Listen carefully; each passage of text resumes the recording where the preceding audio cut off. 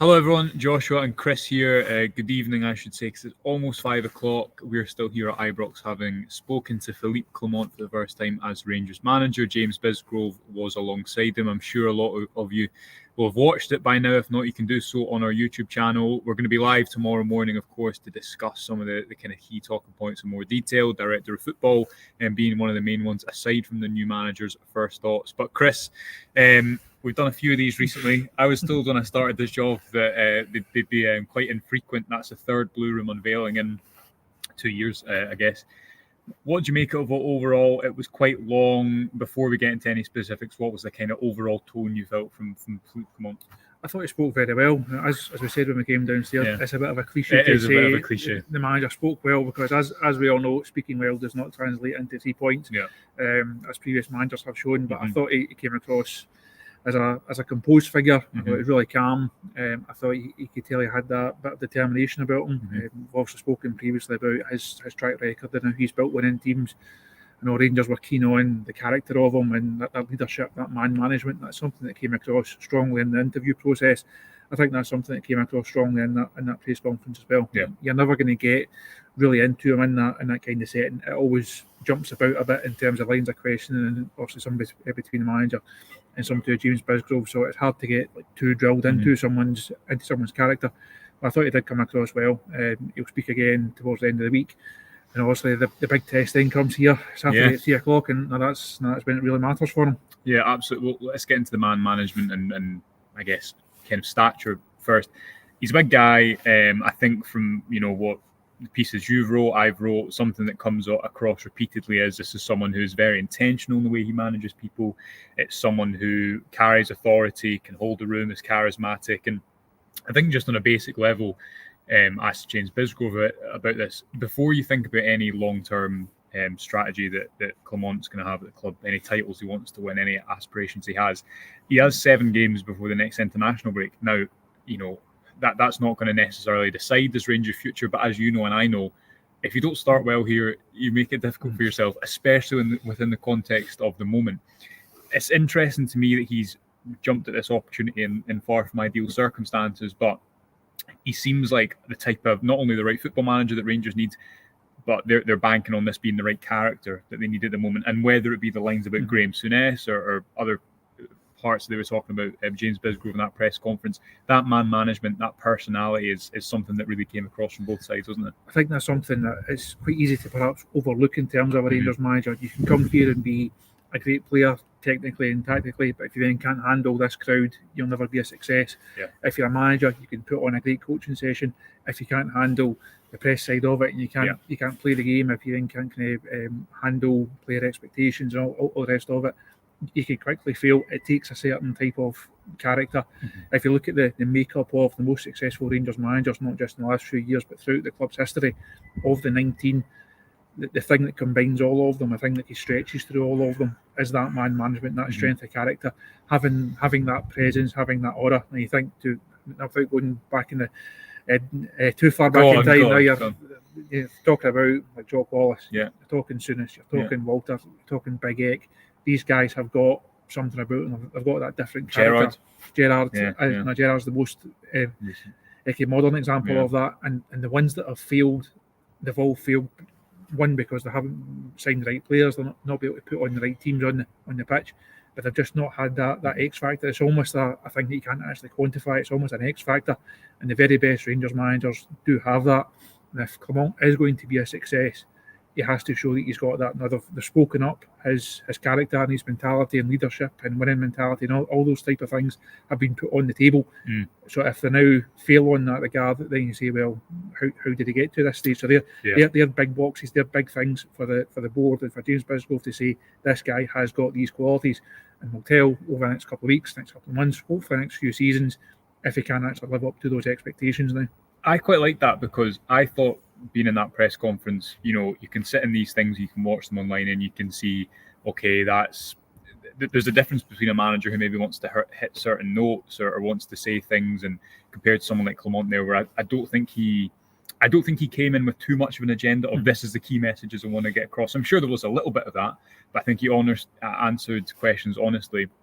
And very much the undertone of it was there was a lot of realism about it when he was speaking about his style of play, and we're going to get into that this week. But there's a lot of realism which is necessary because he doesn't have much time. He has a few sessions with the squad, but he also has limited sessions with players who come back from international duty. But I don't think he went into that saying, okay, I want to say this to get fans on side. I want to hit this note. I know that they want to hear this. That can be good, and you're right, you do have to play the game. But I guess the thing that is ultimately going to decide people's minds on him or any Rangers manager is what happens here.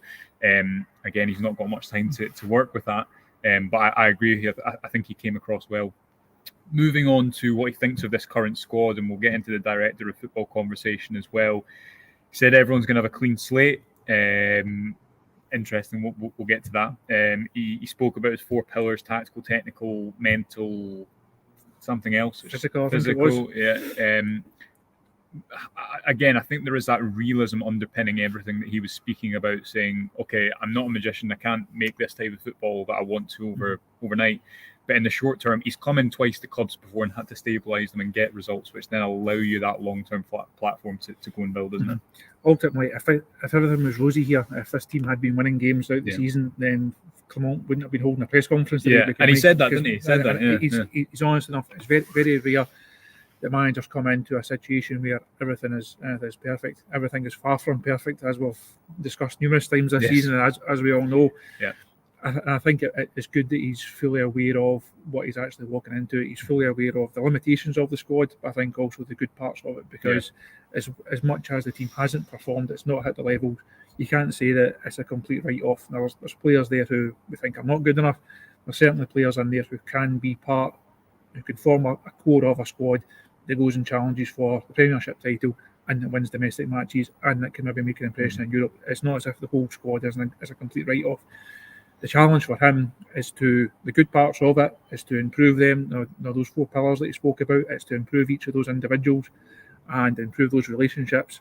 And the ones that are perhaps a wee bit down, if he can raise them up to the required level, great. If he doesn't, or if he feels that he can't, then I think those players will be moved on. That was also something that James Bisgrove was asked about in terms of January signings. Yeah. And he's not writing anybody off. He has to come in and say everyone will get a chance. But I think the first few weeks, while we're going through this fairly hectic schedule of games, first few weeks he needs everybody on board. Certainly with injury situation as well, he has to carry the team through these first few weeks. By the time you then get another couple of months down the line and a bit closer to the January window, we really need to see a bit more of the Clement style of play. We need to see a bit more of what he's actually trying to do with the team. And I think when you get to that stage, you will see individuals that will naturally fall away because they don't fancy him. He doesn't fancy them. They're not suitable for the system. And that then leads into potentially the work that Rangers will look to do over the course of the next transfer window. I'm going to put something back to here because I feel like, again, to take it back, you can't not draw parallels with the last 2 Blue Room press conferences. But for people that are sitting there thinking, okay, great, he's not writing anyone off, but we've heard that the last 2 times. The last year was the squad's not as broken as people seem, and over the course of that season, you could argue that was kind of true, but it certainly wasn't as good as it needed to be. The season before with Giovanni Van Bronckhorst, similar tones coming into obviously, and they have to come in and work with what they've got. There's no good in Clement coming in and saying, do you know what, you're right, I watched 2 days of games back to back, and you guys are all right. There's no chance this squad. What I saw in that flight over was just get right you all off. Yeah, exactly. And obviously that's not true, because there will be players that he looks at and he says, do you know what, in this right setting they can get more out of. Maybe it's a player in a certain position and someone next to them can bring out better levels of them. But long term, there's going to need to be that ruthless streak that there was with elements of the squad this summer. Comes into the director of football conversation as well. But there is, I guess, some correlation between 2 managers in the past, maybe trying to make things work with the squad overall, and now us being in this situation again. So there is going to have to be that ruthless streak down the line, isn't there? You'd imagine, unless Clement can get something out of the squad that no one else has done. It's ultimately, if you look at the number of players in the squad who are now on like 3rd, 4th, some even more than that in terms of Rangers managers, that becomes a bit of it becomes an unwanted record. And we think the club's only had 19 in 151 years, and there's players here that are going through half a dozen of them in the space of a couple of seasons. Part of he says, well, it can't all be the managers. There has to be failings in some of the players. He was asked specifically about James Tavernier and whether he'll remain as captain. He said that he will do, and he doesn't see any reason to change that at present. going forward, who knows, that maybe will be a big decision that he makes come the summer. You look at, there's obviously key players that are contract. There's the Barisic, likes of Roof, likes of Lundstrom. They're coming to the end of the year contracts next summer. So there is big decisions on big players to be made. I think it's important that they do have a manager of that mentality and that stature that's willing to make those big calls. Because ultimately, no player is bigger than the club. Now James Bisgrove spoke about Michael Beale leaving being in the best interest of the club. If it then means that a handful of players that have been here for a number of seasons, if it means that they move on, but it's in the best interest of the team and the club, then that has to happen. And it takes a manager who's willing to take that responsibility on and have those difficult decisions. But then I'm sure as we'll come on to speak about the next few days and weeks, it then comes into the transfer market. Now, can you go and if you're going to dispense of guys that have been here for 4, 5, 6 seasons, can you go and replace them in terms of quality and what they then bring to the squad? Because you look at Kent leaving, Morelos leaving, Arfield leaving, McGregor leaving. The only kind of good replacement in that terms is Jack Butland in terms of McGregor. The other ones haven't been replaced to the adequate level. So it's a test of a manager's mentality and big decision making, but also a real test of his recruitment policy as well. Johnny and I are going to speak about this tomorrow morning in more detail. Director of Football, imminent was the word used by James Bisgrove. Bisgrove was asked a lot of questions, maybe not quite as many as Philippe, but certainly a good maybe third of the press conference. I think, again, this is a wider conversation than we're going to have over the next couple of minutes, but I think one of the things that stands out to me beyond the golden bullet of a sporting director, a director of football, making everything tick in the club, I don't think that's the case. But as we've spoken about before, I think they have a different remit to a manager, and I think that can work. I think that can lead to better footballing decisions. It means that instead of a manager coming in every 3 years and assessing the squad and telling the board what they think, and then the board acting off the back of that, there's a little bit less reactivity to that. But just finally, to round up, Chris, sporting director is coming in. Again, I don't think it's a golden bullet, but I think everyone thinks that's it's a decision that's probably going to have a net positive. It's a job if the sporting director does a good job. It probably says quite a lot about where Rangers are, and both on and off the pitch, that James Bisgrove was asked as many questions as a new manager. There's a lot also directed at Philippe in terms of his style and why he's here. But I think a number of questions that James got in terms of sporting director, in terms of the process, Michael Beale's obviously departure, in terms of transfers, that type of thing, it does show that there is other areas of the football operation that do require a bit of TLC right now. We've spoken about the sporting director of football thing before.